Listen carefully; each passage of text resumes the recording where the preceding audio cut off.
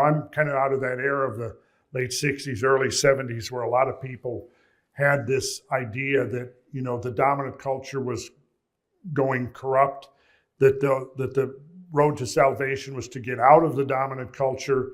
The byword, the slogan was, from Timothy Leary, was turn on and drop out. Thank you.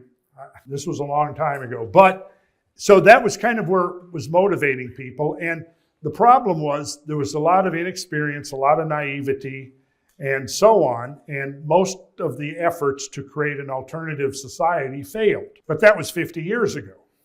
There's a lot of things we've learned since then. A lot of things that I think, another go at it is not only potentially successful, but actually has to happen at this point. And this just, in my mind, one of the mistakes was, okay, we have to drop out and basically have nothing to do with the dominant culture. My mind is, well, I've built a business within the framework of the dominant culture. We need to basically have two strategies. One, you work within the existing system, but in the event that the existing system collapses, just like with the mass extinction of the dinosaurs, once those big lumbering dinosaurs were out of the way, the mammals could move into those vacated niches and prosper. It might be something similar to that, because what is going on now is not sustainable. It can't be. There's too many ways that it's some major course correction. It's not going to be sustainable. And so, again, for me, it begins with education. We try to, I did for 15 years, I organized classes for homeschool kids. And I just got into it because a friend of mine, there was a homeschool movement in Atlanta in the 90s. And this friend of mine, Brad Riley, was involved with that. And what it was a group of parents whose children were going through the Waldorf education system. The Waldorf in Atlanta at that time had no high school. They only went up to 8th grade. And one of the things about the Waldorf that I found very intriguing, and never even had occurred to me that there was a system of education where the teacher would start working with a group of students that were like kindergarten age and go all the way up through middle school with the same teacher. And I thought, well, good grief, how different that is, because now think about how a teacher is going to really get to intimately know the children as compared to, you got 30 kids in a class and then the next year it's somebody else. And then you get to middle school and you've got 5 teachers. Even by the end of the year, they're not going to necessarily, teachers and who's that kid sitting in the back of the class, right? And this was oh, wow, I never thought of that. Wow, what a great way to do it, But the thing is that they had no schooling after 8th grade. It ended there. So a group of the parents got together, organized a homeschooling program, and all of these kids that had graduated, was the first graduating class of the Waldorf school in Atlanta, joined this kind of as homeschooling. Some of them probably went on to public school, but a lot of them decided to get homeschooled with the parents. And so they rented a couple of rooms in a church. They hired this guy, Brad Riley, to be a main lesson instructor. And what he then did was recruited people to come in to do special programs. So it was in March of 1995 or 96, I forgot, and I run into him somewhere and he says, "Hey, you're still doing the geometry stuff, aren't you?" And I said, "Yeah." So would you come in and do like a couple of weeks of introducing these kids to sacred geometry? Yeah, I was kind of between jobs. I said, "Yeah, I'll do that." And I had already been organizing courses for adults and using the classical methods of straight edge and compass to do the drawings and to walk people into the experience of sacred geometry. Thought, well, I've never done this with kids, but let me give it a go. So I went in and I did 2 weeks. And I think we met 2 or 3 days a week for 2 weeks. And this was in March. And then at the end of that, I said, okay, well, there we go. I hope the kids liked it. A couple of days go by, Brad calls me back and says, well, the kids are wondering if you would come back and do more. I said, okay, yeah, sure, why not? I can take time off from work to come for a couple hours, a couple of days a week. I did that. Finished up. Guess what happened a couple of days later? Brad Riley calls me and says, they really want you to come back. Because what I did was I turned it into math and art. I had them drawing and coloring, and this is how I was teaching geometry, right? Well, I ended up finishing the end of the year with those kids. Then summer vacation came. Over the summer, I started getting phone calls from parents of kids who were not in the class. And one thing led to another, and I did this for the next 15 years and probably had somewhere around 120, 130 kids go through these programs. I refined the programs. I began to add science. I had one group of 3 boys, and we did a science fair project. We entered a national contest with, I think, 14 or 15,000 other entrants, and we got second place nationally. So it was a very gratifying experience, but it was during that experience that I began to really think deeply about education. And when I saw firsthand the difference, and sometimes I would get kids who had been in public school and it had just turned into a fiasco. I would get a call from a mother and she would say, my boy he's just not prospering in school. Can I try him in your class? Sure. So I got a number of the kids that came right out of public school and got to the point where I was actually able to almost immediately identify somebody who had not been subject to that whole public school experience, just like that, upon just talking to them for a few minutes. The other thing I really noticed was the relationship between the kids being homeschooled and their parents. It was a totally different dynamic. And I think about, back in my generation, it was the first generation where we had heard the phrase, the generation gap. Well, that was because post-World War II, when us baby boomers were coming into the world, this was where the education system in the country went from small, independent schools, the schoolhouse, into these huge factories. They started in the 40s, it accelerated in the 50s. The federal government came in and, we started building the federal highway system. And the hammer that they used was consolidate your school districts or you don't get your highway funds. So it forced the states to begin consolidating. So you had lots and lots of small, independent, autonomous school districts being consolidated into these big, 1,500, 2,000 student schools.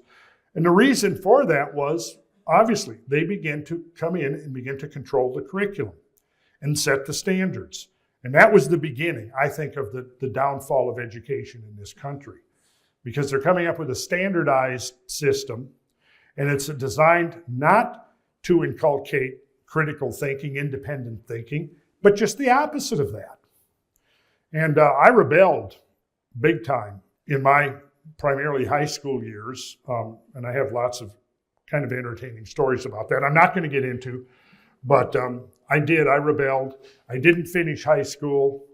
I was a little short, and then 4 years later, I did 2 years of night school and 2 months of high school and made up my entire last year of school. So one of the things that I did in working with these classes with the kids is that, I've got building projects going on simultaneously. And on these building projects, I've even seen math and geometry and trigonometry and so on. So we would have lessons in geometry or trigonometry or whatever it might be. And I would bring the kids to the job sites so they could see, look, here's how we're using, on all these carpenters are using rise over run to build this roof, to build these stairs, whatever, right? Well, rise over run, that's simply the tangent function we just learned about in the classroom. So what I would do is get the kids engaged and, okay, now here's the problem. Here's our total rise, here's our total run. Let's go back to the classroom, we'll sketch it out, and I want you guys to help me design the roof here. Other things that I would do, we had a stream nearby, and we would go out there and set up very simple makeshift stream gauges where, again, on my old trusty 150-foot fiberglass tape, we could stretch it along the stream. We would take topographic maps. I would bring topographic maps in. I would teach about the different quadrangles and what it meant, a 7.5 minutes, 100 minutes, 200, and using that to teach scaling, and teaching them about how to read maps. We would use those maps to draw a stream profile. We'd go out to the stream, and then I'd have the kids looking for high water marks. Like, we go there through normal, let's say normal discharge. You can see the stream, here it's normal. Well, then might have a huge rainfall. So we'd go there within a couple of days after that, and I would have the kids, okay, what we would do is we would get a flotation device, drop it in the water, and stopwatch and time how fast the water was moving, and we would come back and calculate Q. The letter Q stood for peak discharge. Calculate the Q, then the rain would come, we'd go back out there, and we could look for clues, like, look, there's a clump of leaves that's been packed into the branches of a tree. Well, that means the water was up at that level. Or, look, here's a little piece of trash hanging from a branch. Water level was up there. Or, look, here's a fresh layer of sand up on the floodplain. So then we could go back and we could calculate what was the difference between the normal flow and the flow. And so we're actually using the math. I can show you, like, let's see here. If I speed through this thing, we're down to 5 minutes. Okay, well, then we'll skip that. But yeah, so that's what I would do. I would get the kids as much as possible out of the classroom into the real world, show them how we would use geometry, trigonometry, mathematics, and I think it made a huge difference in their learning, in their appreciation, because now they were seeing how it could be applied. So what I've come up with now is a scheme, a plan, a vision for a kind of a school where people of all ages can come. It's not segregated by age. And one of the things that I've really noticed now since we've been doing these educational, geological, archaeological tours that Brad and I have been organizing and doing now, we've got one coming up at the end of the month. We're going to be going up into some of the hidden landscapes of eastern Kentucky. But, I guess about a couple of years ago, we had a lady call us and wanting to know, well, I'd like to come, but, I have nobody to watch my daughter. What do you think? Can kids come? Yeah, of course, bring her. And so we've had more and more kids coming. And what I've realized is, here's something very interesting. You get a group of adults who are all ages. We would have anywhere from how old are you? 19? And so how old were you on your first trip? 18? And you remember little Sophia and Shinga, and they were 9 years old. And well, so here was the thing I noticed.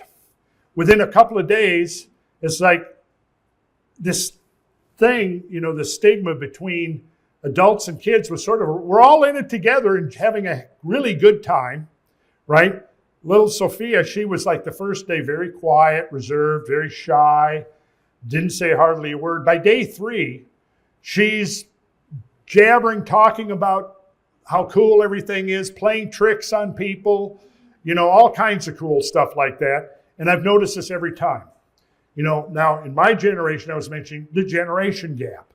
Well, because I grew up in a place where, my dad would go to work, I would come home, he'd be tired, I'd have my homework to do or whatever. And he wasn't really would rarely even ask me, well, what are you doing for your homework? He was not engaged.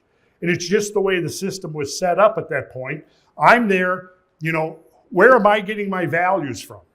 Not so much my father, although I did, because it was his example of hard work and my grandfather's hard work that ultimately inspired me to, move beyond just being a hippie. And although I was never a lazy hippie, I was always an energetic, got to get some things done here. But that generation gap thing was very much a product of the fact that we're warehoused and kids are now not so much taking their cues for behavior and morality and understanding and things from their elders, but from their peers. That doesn't work. You have to have, and some of the kids that were in my homeschool class were involved in scouting. And so I got sort of peripherally involved, going to some of the things, the events when, a student that I'd been tutoring for 2 or 3 years was in scouting and becomes an Eagle Scout. And I noticed something there that, because I had when I was a kid, I'd been a Cub Scout, and we moved or something, so I never made it beyond that. But what I remember, my older brother was also a Boy Scout. And so what you had there was, they were not, well, to some extent, because Cub Scouts, I think, we were 9 through 12, and then when you hit adolescence, you became a Boy Scout, something like that. But what I noticed was you had the younger kids were now taking their cues of behavior and things from older kids, who were then taking their cues from young adults, who were taking their cues from older, mature people. And so it kind of was like this trickle down almost, and it really changed the whole dynamic. So I became really convinced that this artificial segregation of kids by age is damaging. Yeah, I think it is very much. And so in my vision that I want to, we'll be sharing all of this online and stuff and doing more events like this, is that, the philosophy should be, which is my philosophy, is that I'm going to be a student till the day I die. I'm, just because you finish high school or graduate from college, you don't just stop learning then. You keep on learning, and you be excited about learning. And the other thing was that as I did organize these classes for the homeschool kids, whenever somebody would come in and, say, I've got, my son or my daughter, and generally the range would range from 9 to 17. The youngest I ever had was 9, the oldest was 17. But what I said was, as long as we had room, and I had this nice big room in a church, what we'll do is, if there's room and you're paying my very, very affordable fee for your kids, is you can attend for free. So I always had 2 or 3 adults in the class working right alongside the kids. And one of the interesting things that I noticed was soon the kids were teaching the adults. One of the adults sitting there wasn't getting it, so the 10-year-old would come over, hey, let me show you how to do that. And pretty soon they're showing them how you draw a right angle or whatever it might be. And I thought, yeah, now this is the way it should be. This is how it should be, And so what I'm envisioning now, and I've done a lot of work towards this, and I've been a builder. The 2 things I've done for earn my keep in the world is I've been a builder and a teacher. And I thought, how do those 2 things come together? We'll build a school. And, I had parents over the years tell me, yeah, you should build a school and do this on a larger, well, I don't want to do it too much on a larger scale because it's the intimacy of it, I think, that is really so powerful. But with the right combination of people, it could certainly work on a larger scale. Because then the little group that I had that usually ranged from 5 to 8 students, and 8 was usually my cutoff because I knew that up to 8 students, I pretty much could get to know them. And if somebody was falling behind, I would know. And here was the other thing that occurred, is that I saw that students began helping each other. If somebody wasn't getting it, just like going over to the grown-ups, so I would get like maybe the 12-year-old would be helping the 10-year-old. And that actually created a whole sense of self-worth. That 12 or 13-year-old teaching the 10-year-old was very powerful. So anyways, what I would like to encourage all of you to do, and because we're, I guess, about out of time, is that, randallcarlson.com, tried to make it easy. We do our podcast, and I'm going to be posting over the next few months. I'm going to be posting all kinds of ideas. I've got way more stuff here that I could show you about how we could actually adapt those ancient principles to the 21st century. And in my vision of it, the building and the creation, the design and creation and implementation of a school like this, that would be the ultimate teaching exercise. And that it would be the students themselves. We would go in there and learn together, learn how, like these guys are setting a pole in the earth, and how it starts with something that simple. By putting a pole in the earth and marking the motions of the heavens based upon a pole set into the earth. But the setting of the pole is not just arbitrary. It has to be determined energetically by that geomantic survey. So that's where it begins, by doing a geomantic survey. And then building in harmony with the energies that are prevalent at the site, orienting using all of the sacred principles that have come down to us traditionally, but adapted to our own time.